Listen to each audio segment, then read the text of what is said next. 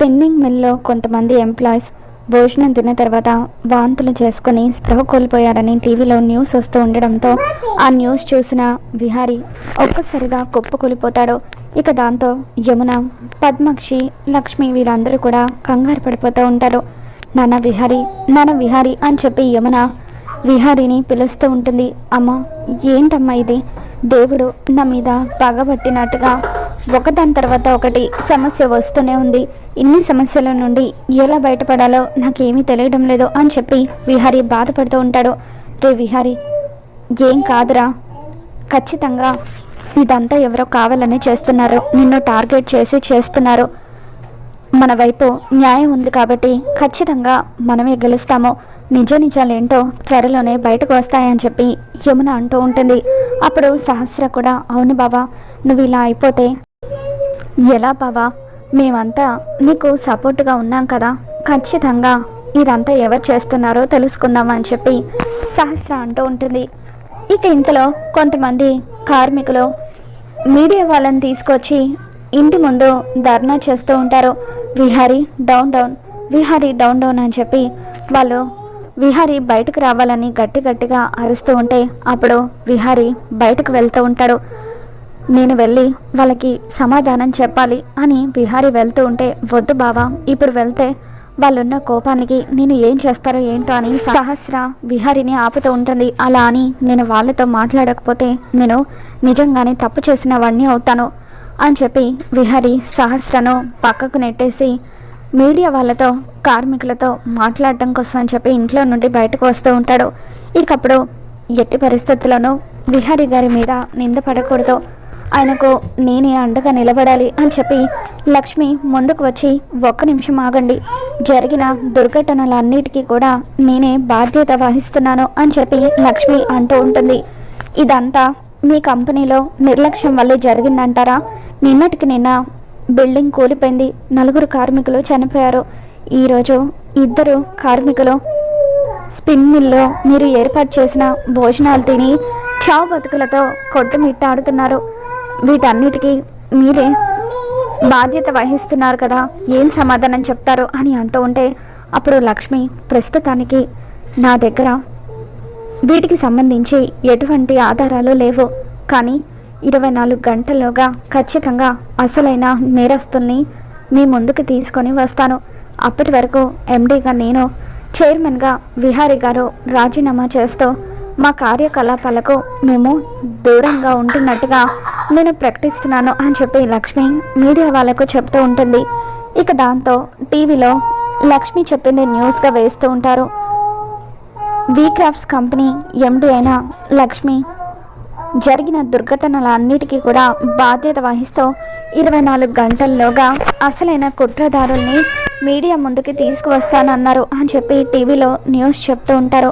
ఇక లక్ష్మి ఇంట్లోకి వచ్చిన తర్వాత పద్మాక్షి, వసే లక్ష్మి, 24 గంటల్లోగా అసలైన నేరస్తుల్ని పట్టుకుంటానని మీడియా వాళ్ళకి చెప్పావు, ఒకవేళ తీసుకురాలేకపోతే ఏంటి పరిస్థితి?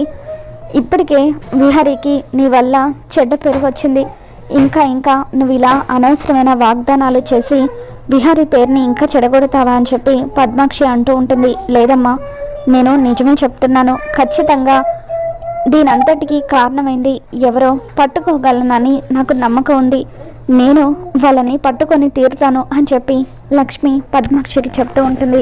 ఇక ఆ తర్వాత లక్ష్మి అక్కడి నుండి వెళ్ళిపోతూ ఉంటే విహారీ లక్ష్మిని పిలుస్తూ, లక్ష్మి, జరిగిన దానికి నువ్వు బాధ్యత వహించడం నాకు ఏమాత్రం ఇష్టం లేదు, ఎందుకంటే ఇదంతా నా వల్ల జరిగింది. నువ్వు కనుక 24 గంటల్లోగా అసలైన నేరస్తుల్ని పట్టుకోలేకపోతే పోలీసులు నిన్ను అరెస్ట్ చేస్తారు, నా వల్ల నువ్వు జైలుకు వెళ్ళడం నాకు ఇష్టం లేదు అని చెప్పి విహారీ లక్ష్మితో అంటూ ఉంటాడు. లేదు విహారీ గారు, జరిగిన దాంట్లో మీ తప్పేమీ లేదు, నాకు తెలుసు, ఖచ్చితంగా నేను మిమ్మల్ని కాపాడుకోగలుగుతాను, ఎట్టి పరిస్థితుల్లోనూ నేనుండగా మిమ్మల్ని జైలుకి వెళ్ళనివ్వను, అలాగే బాబాయ్ గారిని కూడా బయటకు తీసుకొని వస్తాను అని చెప్పి లక్ష్మి విహారీకి చెప్తూ ఉంటుంది. ఇక ఇంతలో ఇంటికి విహారీ కంపెనీలో పెట్టుబడులు పెట్టిన కొంతమంది షేర్ హోల్డర్స్ ఇంటికి వస్తారు. ఇక వాళ్ళని చూడగానే విహారీ షాకోతో, ఏంటి జగదీష్ గారు ఇలా వచ్చారు అని అంటూ ఉంటే నిన్నటి నుండి మీ మీద న్యూస్లో వస్తున్న ఎలిగేషన్స్ అన్నిటినీ కూడా చూస్తున్నాము. జరిగిన దానికి మీరు పరోక్షంగా కారణం అవ్వకపోవచ్చు, కానీ ఒక విధంగా మీరు కూడా కారణమే కదా.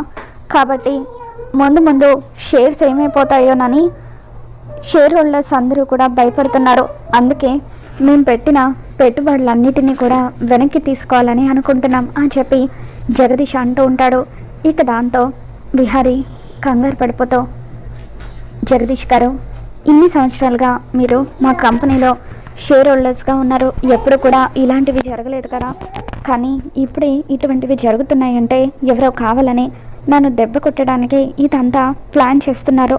దయచేసి నాకు ఒక 2 days టైం ఇవ్వండి అని చెప్పి నేను మొత్తం కూడా సాల్వ్ చేస్తానని విహారీ అంటూ ఉంటే, అప్పుడు జగదీష్, విహారీ గారు, అంత టైం లేదు. ఒకవేళ నేను ఒప్పుకున్న మిగతా షేర్ హోల్డర్స్ అందరూ కూడా పెట్టుబడులు పెట్టడానికి ముందుకు రావడం లేదు. వాళ్ళంతా కూడా వెనక్కి వెళ్ళిపోవాలని నిర్ణయించుకున్నారు. కానీ ఒక్క విషయంలో నేను వాళ్ళని ఒప్పించగలను.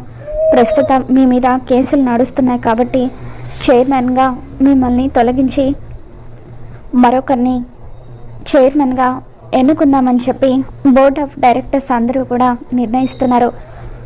మీ తర్వాత చైర్మన్గా ఉండే అధికారం ఎవరికి ఉందో మీరే ఆలోచించుకొని చెప్పండి అని జగదీష్ అక్కడి నుండి వెళ్ళిపోతాడు. ఇక దాంతో విహారీ ఎంతో బాధగా కూర్చొని ఉంటాడు.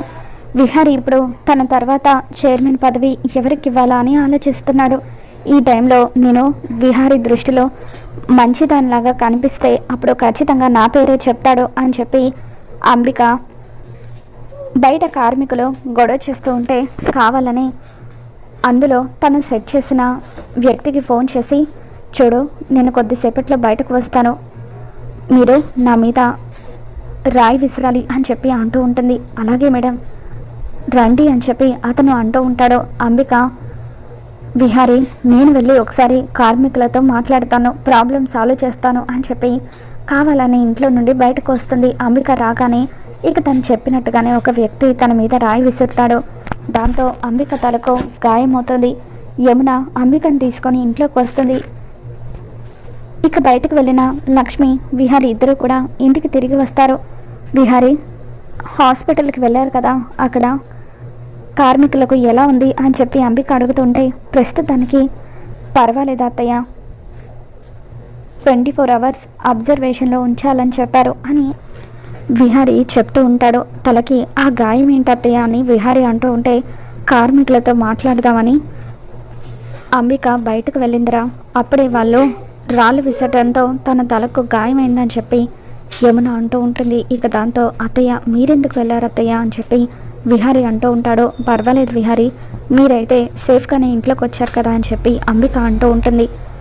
మరోవైపు అంబిక సుభాష్ల ప్లాన్ ప్రకారం జగదీష్కి సుభాష్ ఫోన్ చేసి, మీరు విహారీని చైర్మన్గా తొలగించాలని అనుకుంటున్నారు కదా, విహారీ తర్వాత చైర్మన్గా నిలబడే స్థాయి ఆ ఇంట్లో ఒకరికి ఉంది, అదెవరో కాదు అంబిక, మీరు వెళ్ళి విహారీకి అంబికని చైర్మన్ని చేయమని చెప్పండి అని అంటూ ఉంటాడు. ఇక దాంతో జగదీష్, మీరెవరో మాకు తెలియదు కానీ మీరు కరెక్ట్ ఇన్ఫర్మేషన్ ఇస్తున్నారు, మేము వెళ్ళి విహారీ గారికి ఈ విషయం చెప్తామని జగదీష్ తనతో పాటు ఉన్న మరొక వ్యక్తి ఇద్దరు కూడా విహారీ దగ్గరికి మళ్ళీ వస్తారు. ఏంటి జగదీష్ గారు, మీరు మళ్ళీ ఇలా వచ్చారేంటి అని అంటూ ఉంటే, విహారీ గారు, మేము బాగా ఆలోచించిన తర్వాత ఒక నిర్ణయం తీసుకున్నాము, మిమ్మల్ని ఎలాగో చైర్మన్గా మేము తొలగిద్దాం అనుకుంటున్నాం కాబట్టి మీ తర్వాత చైర్మన్గా ఉండే వ్యక్తిని మేము ఆల్రెడీ ఎన్నుకున్నాము అని అంటూ ఉంటే, ఎవరిని అని విహారీ అడుగుతూ ఉంటాడు. దాంతో అంబిక గారిని అని చెప్పి వాళ్ళు చెప్పడంతో అప్పుడు అంబిక లోపల ఆనందపడిపోతూ పైకి మాత్రం, ఏంటి జగదీష్ గారు మీరు అనేది, విహారీ ఉండగా నేను చైర్మన్ అవ్వడం ఏంటి, వద్దులేండి, నాకు ఇటువంటి పదవుల మీద ఆశ లేదు అని చెప్పి నటిస్తూ ఉంటుంది. ఇక దాంతో జగదీష్, చెప్పండి విహారీ గారు, మీరే బాగా ఆలోచించి మీ నిర్ణయం ఏంటో చెప్పండి, అంబిక గారిని చైర్మన్ చేయడం మీకు ఓకే కదా అని చెప్పి అంటూ ఉంటే విహారీ ఆలోచిస్తూ ఉంటాడు. ఇక దాంతో లక్ష్మి, వద్దు విహారీ గారు, దయచేసి అంబిక గారిని మీరు చైర్మన్ని చేయొద్దు అని చెప్పి అంటూ ఉంటుంది. ఖచ్చితంగా ఈ అంబికనే జరుగుతున్న అన్ని దుర్ఘటనలకు కారణం అని చెప్పి లక్ష్మి మనసులో అనుకొని 24 గంటల్లోగా ఈ అంబిక నిజ స్వరూపం ఏంటో విహారీ గారి ముందు బయట పెట్టాలి, ఎప్పటికైనా విహారీ గారే చైర్మన్గా ఉండాలి అని చెప్పి లక్ష్మి మనసులో అనుకుంటుంది. ఇక దాంతో అంబిక, ఏ లక్ష్మి, నన్ను చైర్మన్గా ఉంచాలో లేదో విహారీ నిర్ణయిస్తాడు, మధ్యలో నీ పెత్తనం ఏంటి అని చెప్పి మండిపడుతూ ఉంటుంది. ఇక దాంతో విహారీ లక్ష్మిని పక్కకు తీసుకుని వెళ్ళి, ఏమైంది లక్ష్మి, ఎందుకు నువ్వు అత్తయ్యని చైర్మన్గా వద్దంటున్నావని అంటూ ఉంటే, విహారీ గారు, నాకంటూ కొన్ని కారణాలు ఉన్నాయి, ప్రస్తుతం నేను ఆ కారణాలను మీకు చెప్పలేను, కానీ నాకు సాక్ష్యాలు దొరికిన రోజున ఖచ్చితంగా మీతో అన్ని విషయాలు వివరిస్తాను, అప్పటి వరకు దయచేసి అంబిక గారిని మాత్రం చైర్మన్ని చేయొద్దు, నా మాట వినండి అని చెప్పి లక్ష్మి అంటూ ఉంటుంది. నువ్వు ఇంతలా చెప్తున్నావంటే దాని వెనుక ఖచ్చితంగా ఏదో ఒక కారణం ఉండే ఉంటుంది లక్ష్మి. సరే, నువ్వు చెప్పినట్టుగా అంబిక అత్తయ్యని నేను చైర్మన్ని చేయను అని విహారీ అంటూ ఉంటాడు. ఇక విహారీ జగదీష్ వాళ్ళ దగ్గరికి వచ్చిన తర్వాత, ఏంటి విహారీ గారు, ఆలోచించారా, కంపెనీ చైర్మన్గా మీరు ఎవరిని నియమించాలనుకుంటున్నారు అని అంటూ ఉంటే, అప్పుడు విహారీ, నేను చైర్మన్ పదవి నుండి తప్పుకొని లక్ష్మిని చైర్మన్ని చేయాలనుకుంటున్నాను అని చెప్పి అంటూ ఉంటాడు. ఇక దాంతో లక్ష్మితో పాటు ఇంట్లో అందరూ ఒక్కసారిగా షాక్ అవుతూ ఉంటారు. సరే విహారీ గారు, మేము ఇదే విషయాన్ని బోర్డ్ ఆఫ్ డైరెక్టర్స్తో కూడా మాట్లాడి డిసైడ్ చేస్తాము అని చెప్పి జగదీష్ వాళ్ళు అక్కడి నుండి వెళ్ళిపోతారు. ఇక ఆ తర్వాత లక్ష్మి, విహారీ గారు, ఏంటి విహారీ గారు, నేను చైర్మన్ ఏంటి అని చెప్పి నాకు ఈ పదవి వద్దు అని అంటూ ఉంటే, లేదు లక్ష్మి, చైర్మన్గా ఉండే అర్హత నా తర్వాత కేవలం నీకు మాత్రమే ఉంది అని చెప్పి అంటూ ఉంటాడు. ఇక ఇదంతా వింటున్న అంబికకు ఒళ్ళు మండిపోతూ ఉంటుంది. వసే లక్ష్మి, నాకు రావాల్సిన చైర్మన్ పదవిని లాక్కుంటావు కదా అని చెప్పి అంబిక మనసులో తిట్టుకుంటూ ఉంటుంది. ఇక ఆ తర్వాత లక్ష్మి ఒంటరిగా గదిలో ఉండగా అంబిక లక్ష్మి దగ్గరికి వస్తుంది.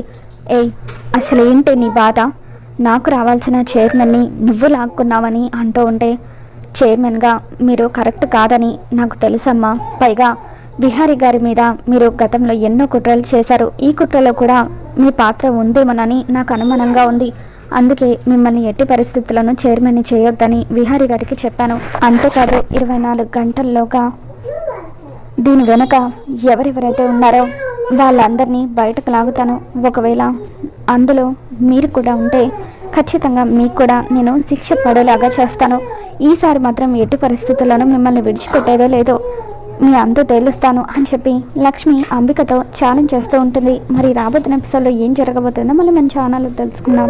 ఈ వీడియో మీకు నచ్చినట్లయితే తప్పకుండా లైక్ చేయండి.